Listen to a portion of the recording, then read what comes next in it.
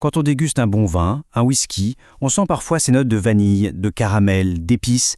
Eh bien, ces arômes, ils ne viennent ni du raisin, ni des céréales. Non, ils viennent du fût. Aujourd'hui, on plonge dans la science assez fascinante qui transforme un simple tonneau de bois en un ingrédient à part entière. En fait, il faut imaginer le fût non pas comme une boîte, mais plutôt comme une sorte de réacteur chimique. C'est vraiment l'ingrédient secret qui va donner toute sa complexité, sa couleur, son caractère au produit final. Mais alors, comment ça marche ? Et ça nous amène directement à la grande question. Il y a des milliers d'essences de bois, du pin, du cerisier, de l'érable. Alors pourquoi, mais vraiment pourquoi, partout dans le monde, c'est le chêne qui est le roi quasi absolu de la tonnellerie? La réponse, on va le voir, est bien plus cool qu'on l'imagine. Pour comprendre pourquoi le chêne domine à ce point, il faut commencer par le plus évident. Il y a des raisons très terre-à-terre, très pratiques, qui ont fait de lui le choix numéro 1 depuis des siècles. À première vue, c'est assez logique. Le chêne, c'est un bois qui est dur, dense, avec un grand fin, donc il est plutôt facile à travailler pour en faire des douelles. Surtout, il est naturellement étanche. Il a des sortes de petits bouchons naturels dans ses cellules qu'on appelle des tiles. En plus, il ne se déforme pas trop avec l'humidité ou la chaleur, et historiquement, il y en avait partout, donc ce n'était pas trop cher. Bref, le candidat idéal, sur le papier. Mais voilà, si c'était juste une histoire d'être solide et étanche, on aurait sans doute trouvé d'autres bois qui font l'affaire. Non, la vraie magie, le secret qui fait que le chêne est si spécial, ça se passe à un autre niveau, au niveau moléculaire. C'est une histoire de chimie. Et cette chimie, elle ne s'active pas toute seule, elle a besoin d'un coup de pouce. Et ce coup de pouce, c'est le tonnelier qui le donne avec son outil le plus important, le feu. Le moment de la chauffe, c'est là que tout se joue. C'est là que le bois arrête d'être un simple contenant pour devenir un créateur d'arômes. Ce fameux boussanage, ce n'est pas juste une technique pour assouplir le bois et lui donner sa forme arrondie, pas du tout.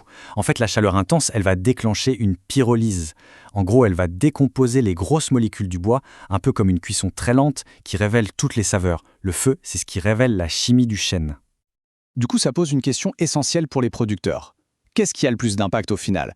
Est-ce que c'est l'origine du bois, le terroir de la forêt d'où il vient, ou est-ce que c'est la main de l'artisan, l'intensité de la chauffe qu'il va appliquer ? Eh bien, la science a une réponse assez tranchée là-dessus. Et ce graphique, il illustre ça parfaitement. Prenons le furfural. C'est une molécule qui donne des arômes d'amandes grillées, de caramel. Regardez bien, les études montrent que sa concentration explose littéralement quand on passe d'une chauffe faible à une chauffe forte. On ne parle pas d'une petite différence, c'est un autre monde. La conclusion, elle est donc sans appel. Même si l'origine du bois joue un rôle, la recherche confirme que le niveau de chauffe est le facteur qui a le plus d'influence sur la création de la plupart des arômes clés. Le savoir-faire du tonnelier l'emporte souvent sur le terroir de la forêt. Ok, donc on sait que la chauffe est la clé. Maintenant, allons voir un peu plus en détail ce qu'elle débloque. On va décortiquer la composition du chêne pour comprendre d'où viennent précisément ces saveurs qu'on aime tant retrouver dans un verre. Premier composant, l'hémicellulose. C'est un assemblage de différents sucres. Quand on chauffe le bois, ces chaînes se cassent et libèrent les sucres, qui se mettent à caraméliser. C'est de là que viennent la douceur, les notes de caramel, de pain grillé, c'est la source du côté gourmand. Ensuite, la lignine. C'est une sorte de ciment qui tient les fibres du bois ensemble. Sous l'effet de la chaleur, elle se décompose et libère plein de petites molécules aromatiques. La plus connue, c'est la vanilline, qui donne l'arôme de vanille, bien sûr, mais il y a aussi le génol, pour le côté clou de girofle, et le guaiacol, qui apporte des notes un peu fumées, épicées. Ah, les lactones, ou whisky lactone. Celles-là, elles sont assez incroyables. Elles apportent des notes boisées très franches et surtout cet arôme très reconnaissable de noix de coco. On en trouve beaucoup plus dans le chêne américain, ce qui explique pourquoi les Bourbons ont souvent ce profil aromatique si typique. Et pour finir, les tanins. On les connaît souvent pour le côté un peu âpre, astringent qu'ils peuvent donner, mais leur rôle est bien plus complexe. D'un côté, ils donnent du corps, de la structure. De l'autre, et c'est crucial, ils permettent une micro-oxygénation très lente, une sorte de respiration contrôlée qui est essentielle pour que le vin ou le spiritueux vieillisse bien. Cette citation nous rappelle quelque chose d'hyper important. Jusqu'ici, on a beaucoup parlé d'arômes, c'est-à-dire de ce qu'on sent avec le nez. Mais le chêne, il influence aussi directement ce qui se passe en bouche, l'équilibre des saveurs entre le sucré et l'amer. Et pour ça, le lionyrésinol est un exemple parfait. C'est une molécule qui vient du chêne et qui apporte de l'amertume. Les analyses montrent que, dans beaucoup de spiritueux, sa concentration est bien au-dessus du seuil à partir duquel on peut la goûter. Ça veut dire, tout simplement, que cette amertume est bien présente et qu'elle joue un rôle dans l'équilibre général.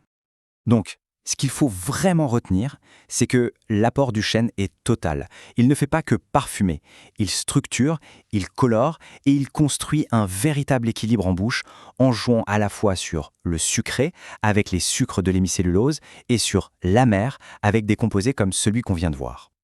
Bon, on l'a compris, le chêne est le roi. Mais est-ce que son règne est éternel ?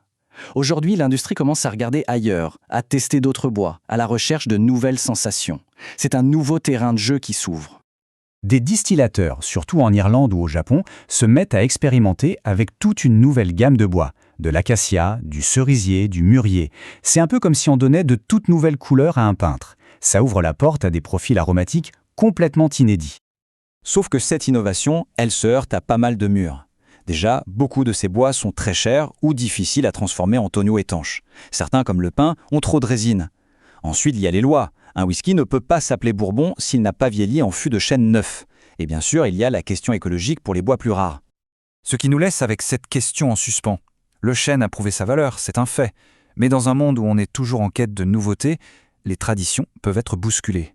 Alors, est-ce que l'avenir des grands spiritueux se trouve toujours dans la forêt de chêne, ou est-ce que le prochain grand arôme nous attend caché dans une autre forêt ? Le débat est lancé.